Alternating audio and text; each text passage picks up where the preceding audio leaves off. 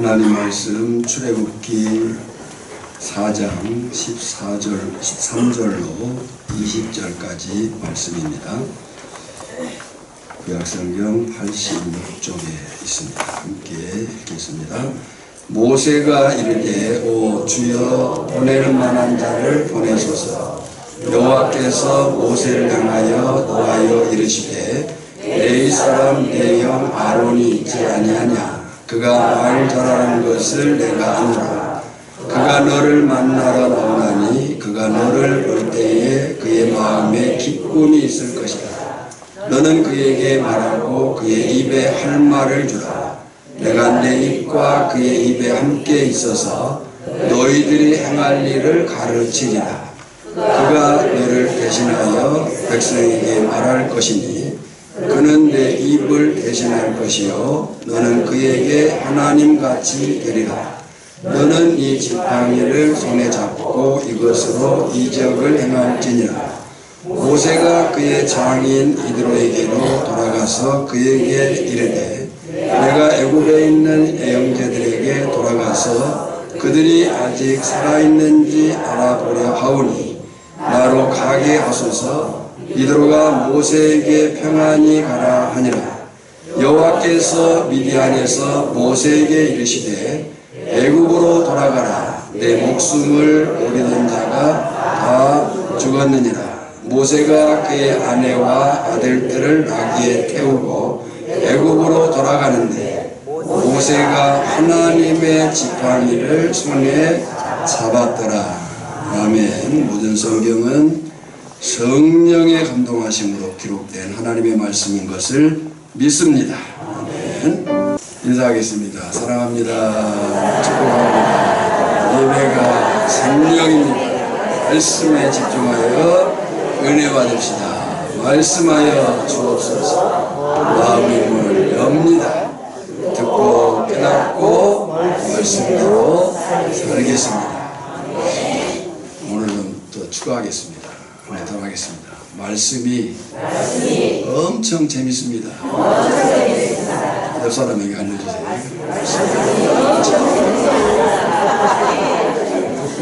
재밌습니다. 출애굽기 1장 야곱의 가족이 애굽에 정착한 후 시간이 흐르면서 이스라엘 자손은 하나님의 언약하신 대로 크게 번성합니다.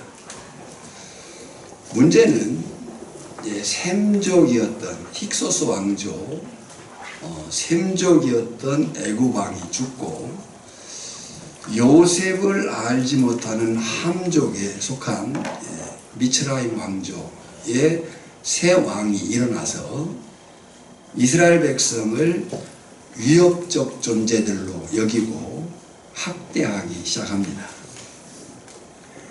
고된 노동으로 압제하지만 하나님의 은혜 베푸심 가운데 이스라엘 백성들은 더욱 번성합니다. 산파가 도착하기도 전에 순풍순풍 아기들을 잘 낳았다고 합니다. 이제 바로는 더 큰 위협을 느끼면서 남자아이를 죽이라는 명령까지 내립니다. 하나님의 언약대로 번성은 이루어지지만 동시에 고난이 시작된 거예요. PPT를 띄워놓으시면 좋겠습니다. 출애굽기 2장 네지파 가정에서 모세가 태어납니다. 어머니 요게벳은 그 아이를 갈대 상자에 담아서 나일강에 띄웁니다. 바로의 딸 핫셉수트가 그를 발견하고 양자로 삼았습니다. 장성한 모세는 애굽 사람을 죽이고 미디안으로 도망을 갑니다. 미디안에서 결혼하고 목자가 되어서 40년 세월을 보냅니다. 이스라엘 백성들은 더 심해진 고통 중에 하나님께 부르짖기 시작했고 하나님은 그 언약을 기억하셨다고 성경이 기록합니다. 기억할 것은 하나님은 그 숨겨진 아무 일도 없었던 것 같은 그 시간 속에서도 구원자를 준비하고 계셨습니다. 창조 이후 하나님에게는 그냥 흘러가는 시간은 없습니다. 출애굽기 3장, 하나님은 불붙은 떨기나무 가운데서 모세를 부르십니다. 그리고 자신을 여호와 나는 나다 스스로 있는 자라고 계시하십니다. 그리고 말씀하십니다. 내가 너희의 고통을 보았고 너희를 구원하여 약속의 땅 가나안으로 데려가겠다고 말씀하십니다. 아멘. 그 고통을 보시고 하나님이 그들을 구원하시겠다는 거예요. 문제는 그 일을 모세에게 하라는 거예요. 살인자로 정적으로 몰려서 도망 온 지 40년이 된 그 모세에게 가서 이스라엘 백성을 인도해 오라는 거예요. 당시 애국 왕은 어릴 적 함께 왕궁에 자랐지만 모세의 정적이 된 투트모스 3세의 아들 아멘호텝 2세가 지금 아로여요. 질문입니다. 구원은 하나님의 주권적인 개입이고 모세는 도구로 부름받았음을 믿습니까? 그러면 모세는 아멘 하는 게 맞습니다. 어떻게 여러분은 그럴 수 있겠습니까? 모세가 그랬을까요? 공부하겠습니다. 이스라엘 백성이 애굽에서 몇 년 동안 종살이했다고 알고 있죠? 430년. 근거가 뭐예요? 출애굽기 12장 40절 41절이 그렇게 기록하고 있습니다. 그런데 창세기 마지막 이야기가 야곱 가족이 애굽에 내려간 것으로 끝나고 출애굽기 1장은 그들이 번성했다는 기록으로 시작합니다. 그러면 창세기 50장과 출애굽기 1장의 기간이 얼마나 될까요? 모릅니다. 그리고 출애굽기 2장에 레위 가족 중 한 사람을 말합니다. 그 사람이 모세의 아버지 아므람입니다. 이렇게 보면 출애굽기는 모세의 일대기예요. 출애굽기 6장 16절로 20절에 나오는 모세의 족보는 4대입니다. 레위 그리고 할아버지 고핫. 레위와 고핫은 애굽의 야곱과 함께 내려간 1세대입니다. 애굽 1세대. 그리고 아므람 다음에 모세, 형 아론, 누이, 미리암. 무슨 얘기를 하고 싶을까요? 4대로는 고핫으로부터 치면 3대로는 430년이 안 맞다는 거예요. 아니 성경이 그럴 리가. 그에 대한 설명을 다 세세히 할 수는 없지만 개혁주의 신학에서의 성경 해석의 원칙이 있어요. 그 원칙 중 하나가 뭐냐면 성경은 성경으로 해석한다. 다시 말해서 어려운 본문은 분명한 본문으로, 애매한 구절은 더 명확한 구절로 해석한다는 것이 개혁주의 성경 해석의 원칙이에요. 갈라디아서 3장 17절에요. 내가 이것을 말하노니 하나님께서 미리 정하신 언약을 430년 후에 생긴 율법이 폐하지 못하고 그 약속을 헛되게 하지 못하리라. 여기 바울이 한 얘기예요. 미리 정하신 언약은 아브라함과 맺은 은혜 언약이에요. 근데 430년 후에 생긴 율법은 시내산에서 맺은 행위 언약, 십계명이에요.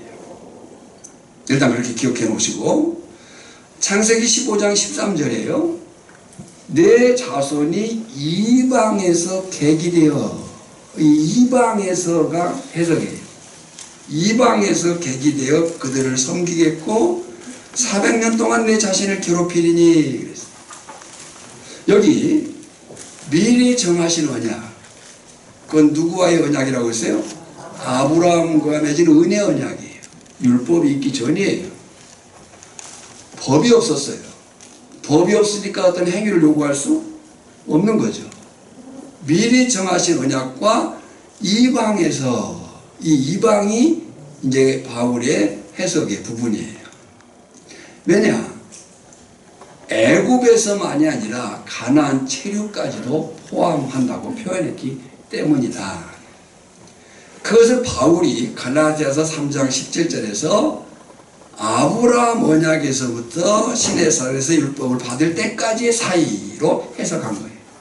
그러니까 430년은 아브라함, 이삭, 야곱까지의 가나안 체류 215년과 애굽 체류, 고핫, 아므람, 모세 때 주어진 시내산까지 215년으로 보는 거다.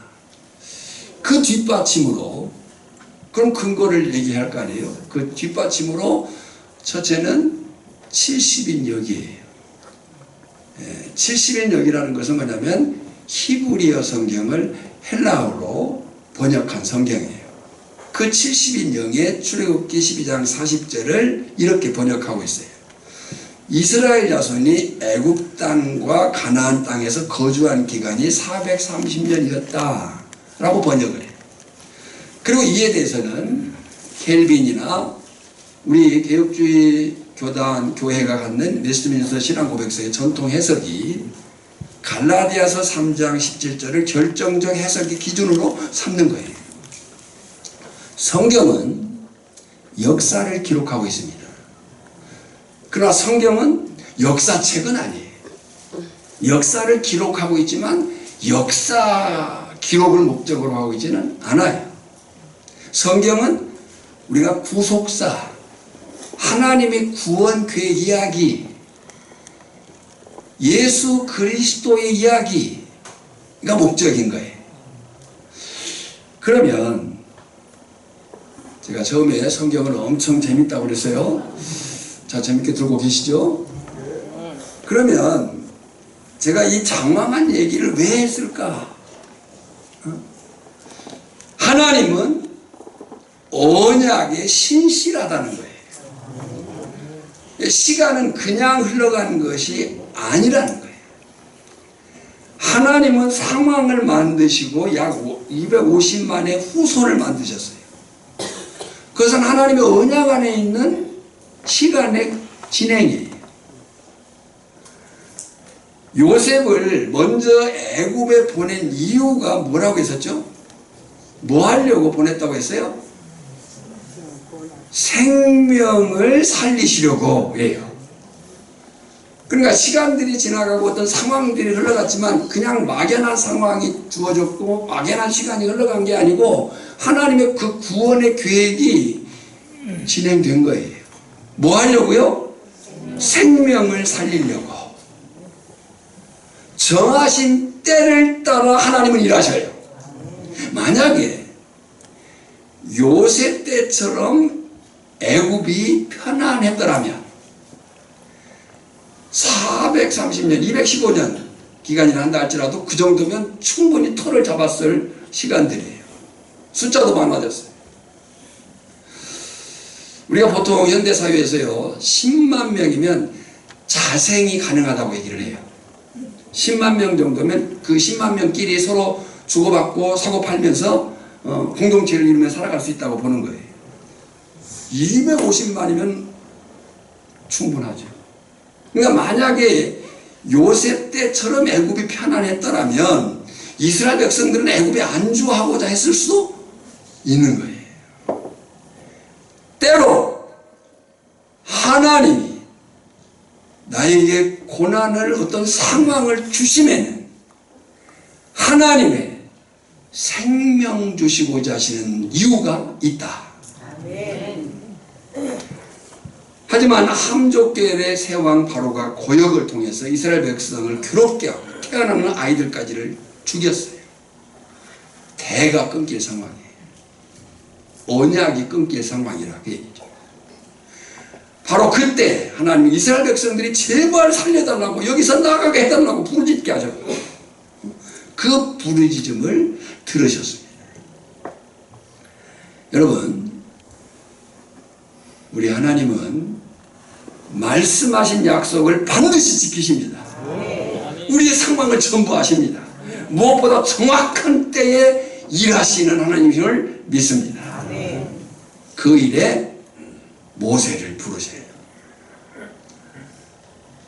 아멘 하고 순종으로 나서기만 하면 되는 거예요. 어떻게 여러분 같으면 그럴 수 있겠어요? 만약에 그럴 수 있다고 대답한다면 모세보다 나은 사람들이에요. 모세는 그러지를 못했어요. 아니 그러지 않았어요. 그리고 그렇지 않을 완벽한 자기 증명을 해요. 모두 맞는 말이에요. 여러분, 내 생각은 맞습니다. 왜 맞죠? 내 생각이니까 그래요. 여기에 사람들이 자꾸 속아요. 내 말이 맞아, 내 생각이 맞아. 맞죠? 내 생각이니까. 나한테는. 우리는 출애굽기 3장과 4장에서 하나님의 부르심에 대한 완벽한 모세의 자기증명을 볼 수 있어요. 첫째, 자격에 대해서 거절합니다. 자기 존재에 대한 의문을 가져요. 3장 11절에 보면 내가 누구기에 자신이 지금 살인자요 도망자요 겨우 양치기에 불과해요. 자기를 알아요. 두 번째는 구원에 대해 거절해요. 3장 13절에 그들이 물으면 무엇으로 하리까? 무엇이라 하리까? 내가 무슨 힘이 있어가지고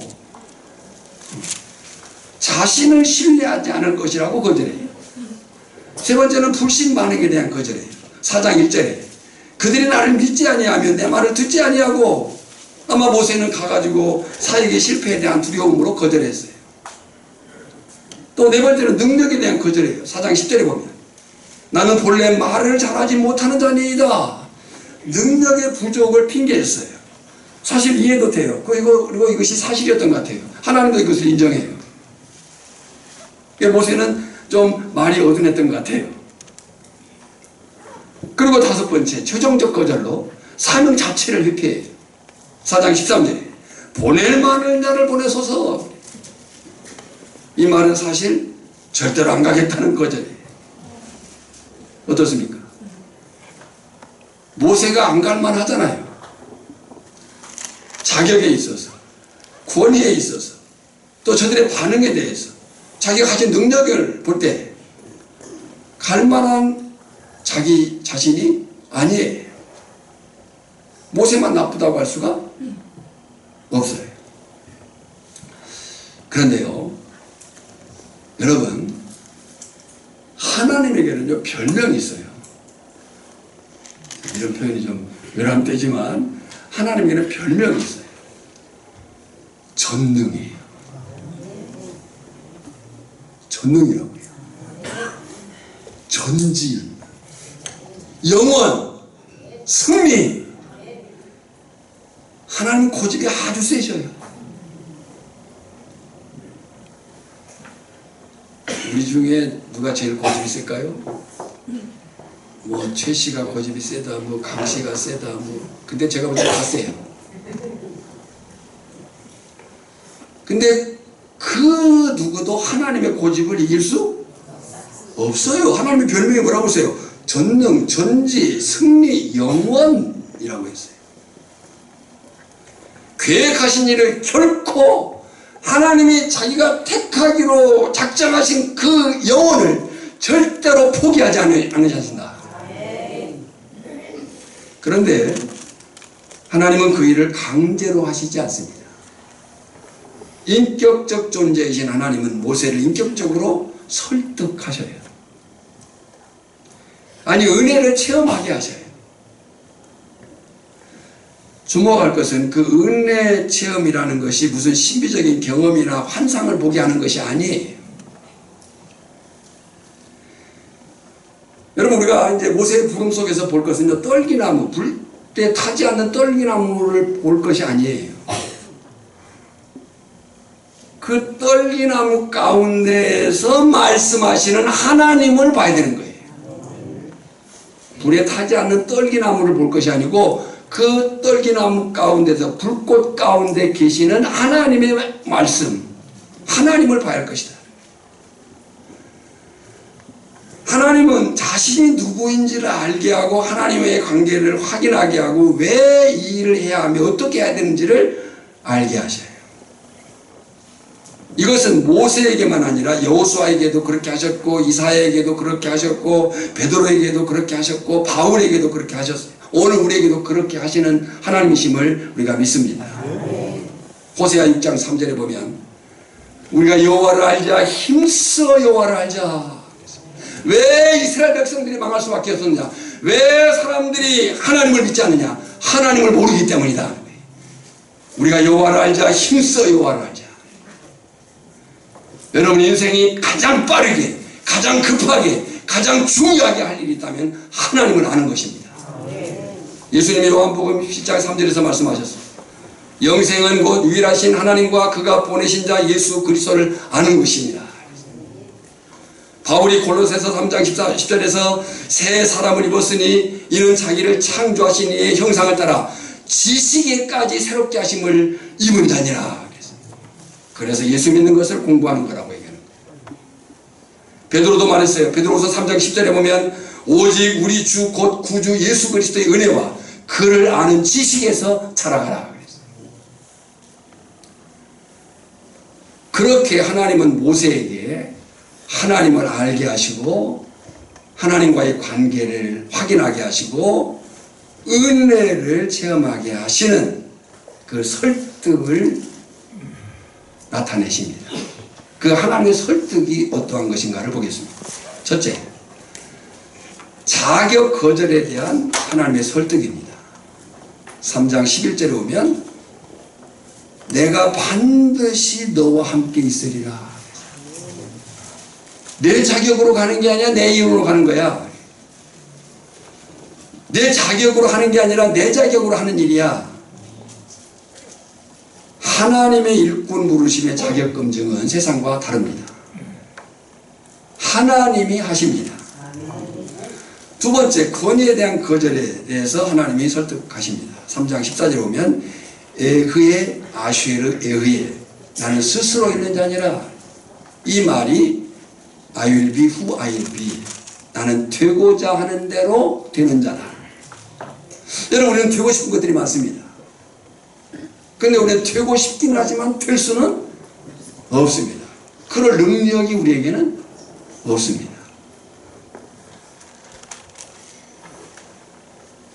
그러니까 스스로 존재하시는 자 여호와, 되고자 하는 대로 되시는 하나님의 권위로 가라는 거예요. 세 번째는 불신 반응에 대한 하나님의 설득이에요. 지금 4장 2절로 9절에 보면 표적들이 나타나죠. 하나님이 그 표적들을 경험하게 하십니다. 체험하게 하십니다. 지팡이가 뱀이 되는 표적을, 손이 나병이 되는 표적을, 물이 피가 되는 표적을 하나님이 경험하게 하십니다. 여러분, 표적은 사인입니다. 표적 자체가 목적이 아니에요.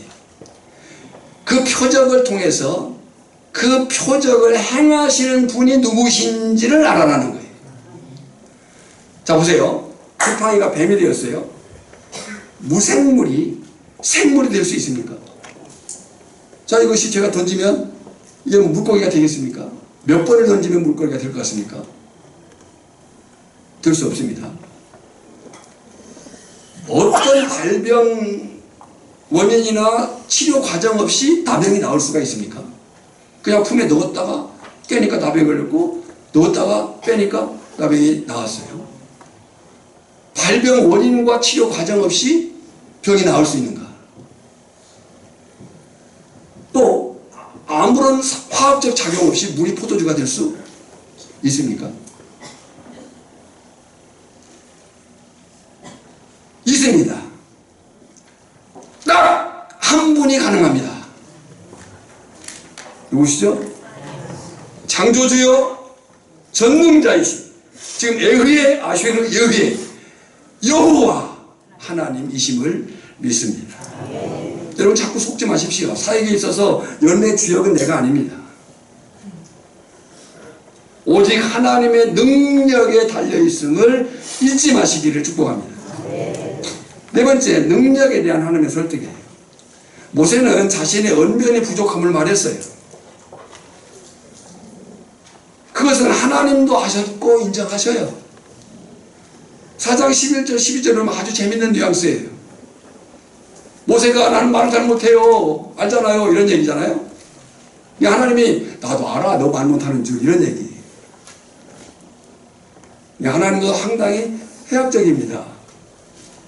여호와께서 이르시되 누가 사람의 입을 지었느냐, 누가 말 못하는 자나 못 듣는 자나 눈 맑은 자나 맹인이 되게 하였느냐, 나 여호와가 아니냐.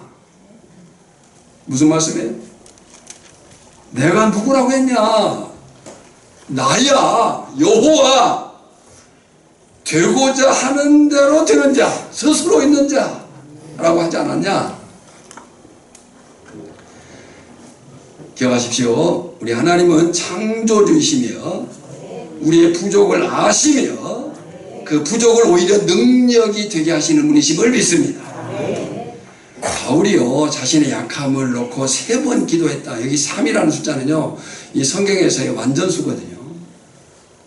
이게 바울이 구할 만큼 구했다는 거예요. 근데 하나님의 하신, 그 하나님이 주신 응답 이후에 바울은 기도하지 않습니다. 그러면서 이렇게 말해요. 고린도후서 12장 9절 10절에 보면 나에게 이르시기를 내 은혜가 내게 족하다. 이는 내 능력이 약한 데서 온전하여짐이라 하신지라. 그러므로 도리어 크게 기뻐함으로 나의 여러 약한 것들에 대해 자랑하니 하나님 내 이 약함을 고쳐주십시오. 아마 많은 사람들이 바울이 가지는 안질로 봅니다. 근데 하나님이 아니야, 내가 내게 준 은혜가 좋게, 아이 하나님 그래도 고쳐주세요, 이렇게 하지 않았다는 거죠. 크게 기뻐함으로 그랬어요. 여러분, 여러분이 갖고 있는 약점이 있습니까? 약함이 있습니까? 기뻐하십시오. 아멘이 5명밖에 안 하거든요. 약함이 있습니까? 약점이 있습니까? 기뻐하십시오. 그것이 하나님의 도구가 될 수 있습니다. 크게 기뻐함으로 나의 여러 약한 것들에 대하여 자랑하리니. 약한 것을 자랑한대요. 우리 약한 것을 감추려고 하잖아요. 창피하니까. 근데 자랑하겠다고. 이는 왜 자랑하느냐?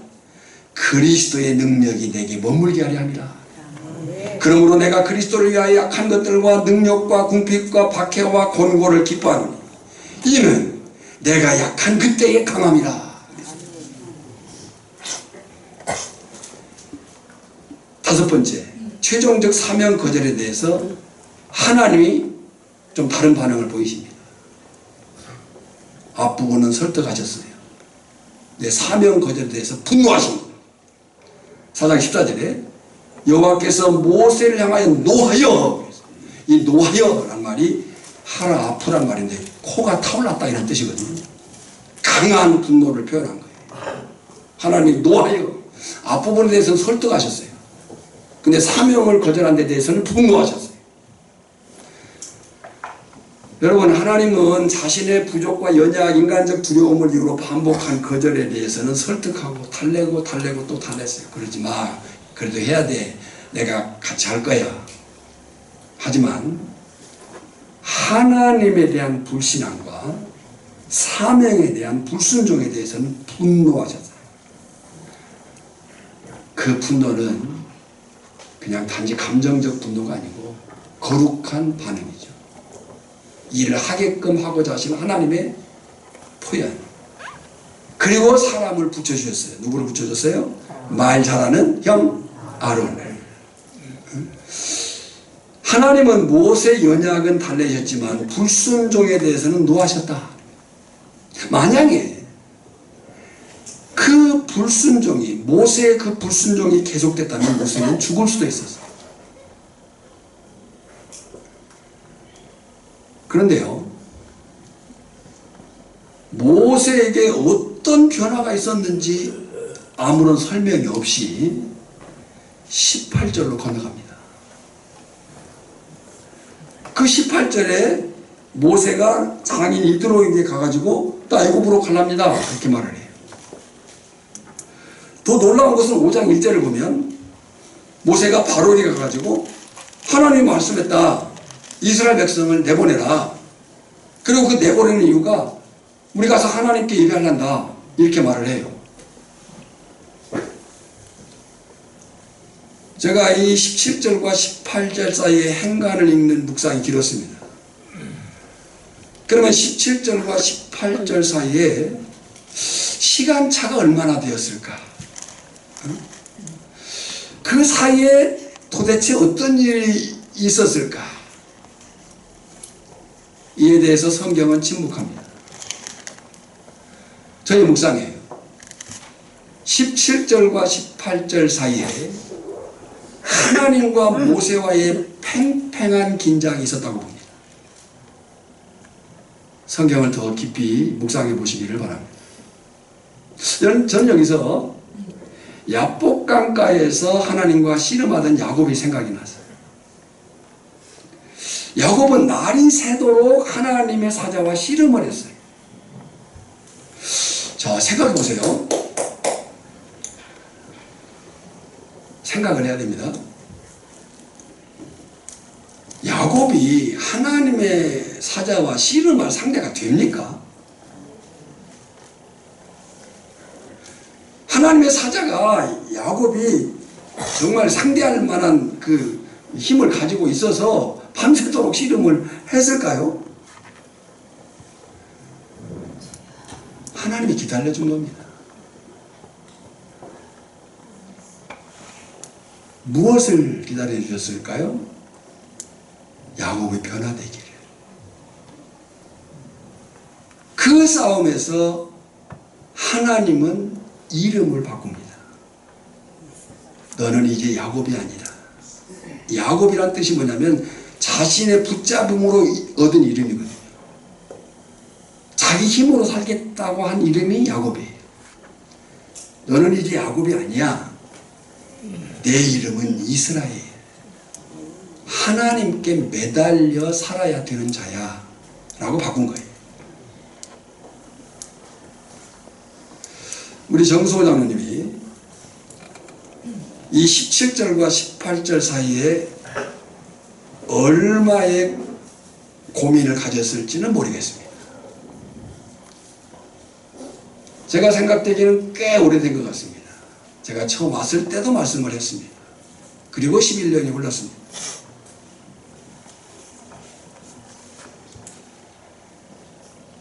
가신데 제 3자적 시선이 있을 수 있지만 아마 제가 생각되기는 그 예상을, 우리 오장님이 아까 광고하시면서 울먹거림은 그 긴장을 알고 있기 때문이 아닐까 하는 제 생각을 가져요. 우리 각자에게 그 긴장이 필요합니다. 여러분, 그냥 교회 오면 안 됩니다. 그냥 교회 다니면 안 됩니다. 그냥 가자고 해가지고 뭐 어쩔 수 없이 그냥 어쩌다가 보니까. 아니에요. 고민을 하셔야 됩니다. 왜 내가 이 자리에 앉아있는가?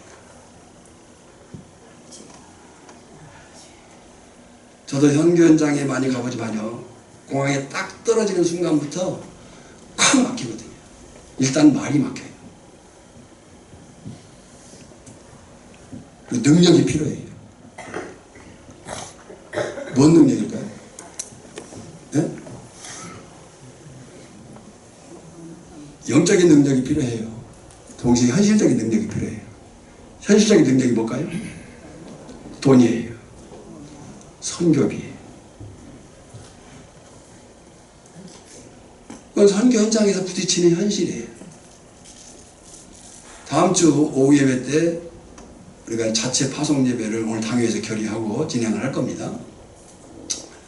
제가 말씀을 전하면서 생각되기는 저는 이것이 한 개인의 출발이 아니고 5,000교회의 또 다른 출발이라고 생각합니다. 아멘! 한 개인의 문제가 아니고 5,000교회. 5,000교회는 독특한 DNA를 갖고 있어요. 평신도 출발이에요. 저는 이래 대단한 그 자긍을 갖고 있어요. 근데 그 또 다른 평신도가 어쨌든 오하면서 일을 하시겠지만 나섰어요. 그 일에 오늘 그냥 보낼 수 없어요. 그래서 다음 주 파송식 때 헌금 순서를 갖겠습니다. 준비하십시오. 많이 하십시오. 어려우시고 힘드신 분들은 그냥 기도하시고 참여하십시오. 제 의지를 알겠죠? 하십시오.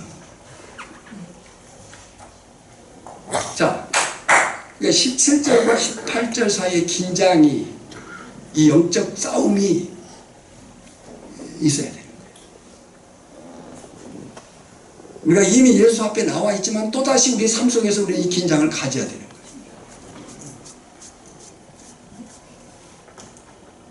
어쩌면 하나님은 모세에 대해서도 기다려 주신 거예요. 뭘요? 모세가 변화되기를, 항복하기를. 드디어 모세가 하나님의 설득과 기다려 주심 앞에 설복되었어요. 여러분, 하나님은 강압이나 기적만으로 우리를 굴복시키지 않으십니다. 자, 보세요. 하나님은 전능하셔요. 전능하셔요. 우리가 사도신경을 보면 약간 번역이 좀, 우리 번역이 좀 부족해요, 사실은. 저는 새 번역이 더 옳다고 봐요. 우리 사도신경이 이제 우리가 그 교단적으로 함께 고백하고 있지만, 전능하사 천지를 만드신 하나님이라고 표현했어요. 하나님이 전능하셔가지고 천지를 만든 것으로 붙어 있어요. 표현이. 근데 새 번역은 이렇게 되어 있거든요. 나는 전능하신 아버지 하나님, 창조주를 믿습니다. 이거예요. 그러니까 전능하심이 창조에 붙은 게 아니고 아버지에게 붙어 있어요. 그 전능하신 아버지가 창조하신 거예요. 뭐 비슷한 말 같은데 달라요. 자, 어쨌든 하나님 전능하셔요. 그 전능하신 하나님이 당신의 능력으로 이스라엘 백성들을 드러내시면 돼요. 근데 모세를 통해서 하시겠다는 거예요. 오늘 이 마을 사람들을 하나님이 전능하심으로 구원에 이르게 할 수 있어요. 근데 하나님은 누구를 통해서 하시겠다고요? 우리를 통해서 하시겠다는 거예요. 그것이 하나님의 설득이에요. 하나님은 오래 참으심으로 굳은 마음을 녹이시고 은혜를 체험하게 하심으로 사명의 자리에 서게 하십니다. 오늘 우리에게 그 은혜가 있기를 원합니다. 야곱을 그렇게 하셨듯이 모세를 그렇게 하신 거예요. 그리고 모세도 하나님의 오래 참으심과 은혜 앞에 항복한 거예요. 이것이 제가 읽은 17절과 18절의 묵상이에요. 아마 궁금하실 거예요. 근거가 뭐예요? 제가 이 말씀을 읽고 또 읽으면서 찾은 근거는 지팡이입니다.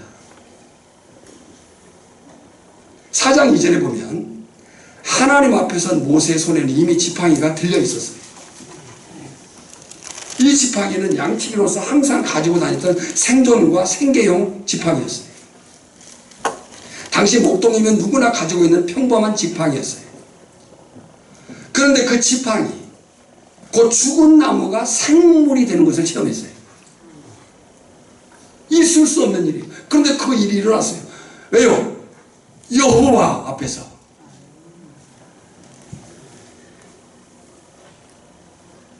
지팡이, 죽은 나무를 생물이 되게 하신 분, 여호와 하나님을 경험한 거예요. 그 여호와 하나님이 지팡이의 용도를 바꾸십니다. 17절, 4장 17절, 너는 이 지팡이를 손에 잡고 이것으로 이적을 행할지니라. 모세가 행한 이적들이 뭡니까? 여호와 하나님만이 하실 수 있는 이적들이에요. 애굽에 내린 10가지 재앙에서 언약적 심판의 도구가 되었어요. 홍해를 가르는 구원의 통로가 되었어요. 광야에서 반석을 쳐서 새로 만든 물이 생명의 공급이 되었어요. 아말렉과의 전투에서 정말 이길 수 없는 그 싸움이지만 이 모세가 산에 올라갑니다. 그 올라갈 때 그의 손에 지팡이가 들려있었다고 얘기를 해요. 아말렉과의 전투에서 중보와 승리의 도구가 되었어요. 분명한 것은 그 지팡이는 새로 만든 것이 아니에요. 모세가 미디안에서 40년 동안 들고 다니며 양을 치던 그 지팡이에요. 오해하지 마십시오. 하나님은 특별한 것을 사용하신 것이 아니라 그의 손에 이미 있는 것을 사용하셨다. 다만 결정적 사실이 있어요. 그 지팡이를 20절에서 하나님의 지팡이라고 부릅니다. 하나님의 지팡이를 손에 잡았더라. 그랬어요. 용도가 바뀌었어요. 사용 목적이 바뀐 거예요. 여러분, 하나님은 우리에게 다른 것, 특별한 것을 찾으시는 것이 아니에요. 이미 가지고 있는 것들의 용도, 사용 목적이 바뀌기를 바라세요. 오후에도 말씀드리겠지만 제가 처음 와서 사람들이 새내기 해가지고 그게 뭔가 했어요. 근데 나중에 보니까 선내기를 새내기라고 발음을 하더라고요. 모터가 박혀있는 배, 바퀴에 달린 배, 선내기를 새내기 해가지고 우리는 똑같은 선내기를 타고 미역 작업이나 다시마 작업이나 나머지 작업들을 합니다. 근데 오늘 성도들이 타는 선내기는 단지 생계용이 아니에요. 하나님의 선내기가 되기를 바랍니다. 하나님의 지팡이를 잡았더라. 그래서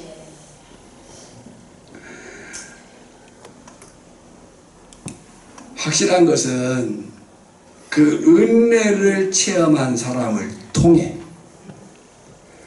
생명을 살리는 일을 하셨고 하시고 계시고 또 하실 줄을 믿습니다. 고린도후서 4장 7절이에요.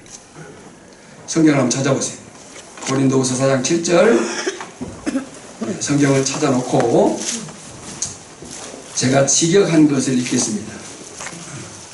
성경을 고린도후서 4장 7절을 찾아놓고 제가 직역한 것을 읽을 때 비교해서 보시기 바랍니다. 찾으셨죠?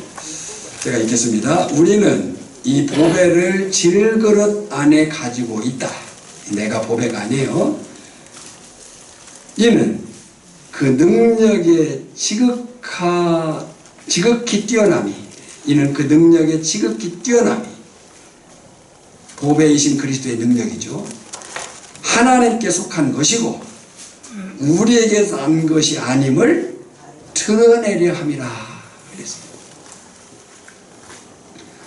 그러니까 하나님은 다른 것 특별한 것이 아니고 우리 안에 보배이신 예수 그리스도의 생명을 담으시고 그 생명을 드러내게 하신다.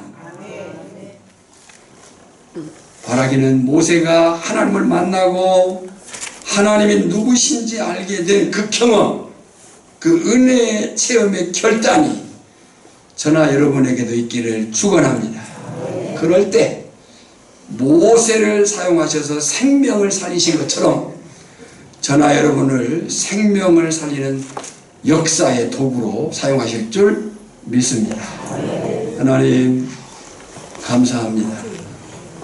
오늘 모세 이야기, 그 이야기가 모세 이야기가 아니고 오늘 나의 이야기가 되어지게 하시고 모세를 설복하셔서 생명을 살리는 데 사용하신 하나님, 그가 들고 있었던 지팡이를 하나님의 지팡이 삼으신 오늘 나를 그 모세의 자리에 모시고 내가 가진 것들을, 내가 할 수 있는 것들을 그리스도의 생명을 드러내는 그 도구로 사용하고자 하시는 하나님의 음성을 들을 수 있음에 감사합니다. 그 일에 우리가 결단하게 하시고 그런 삶 가운데 살아가게 하여 주시옵소서. 예수님의 이름으로 기도하옵나이다. 아멘.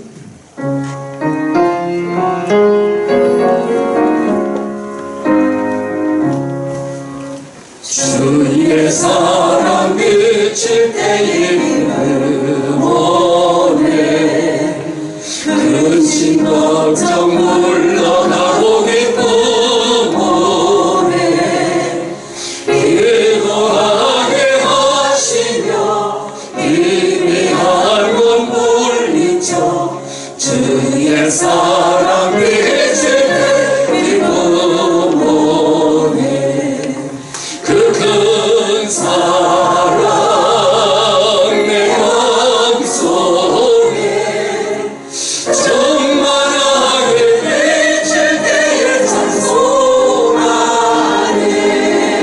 그 큰 사랑 내 맘속에 평안과 기쁨 주의 그 큰 사랑 4절 찬송하겠습니다. 주의 사랑 비칠 때에 죄가 찬란하게 우리 둘러비치겠네 세상 모두 이기고 천국 생활할 때도 주의 사랑 비치는 그 큰 사랑 그 큰 사랑 내 맘속에 충만하게 비칠 때에 찬송하네 그 큰 사랑 내 맘속에 평안과 기쁨 주의 그 큰 사랑 이제는 우리의 구주요 생명이신 예수 그리스도의 은혜와 성부 하나님의 크고 놀라우신 사랑하심과 성령의 깨닫게 하시고 능력 주시니 그 능력으로 살고자 다짐하는 결단하는 사랑하는 성도들 한 심령 우리 오천교회 공동체 위에 이제로부터 영원까지 항상 함께 있을지어다. 아멘.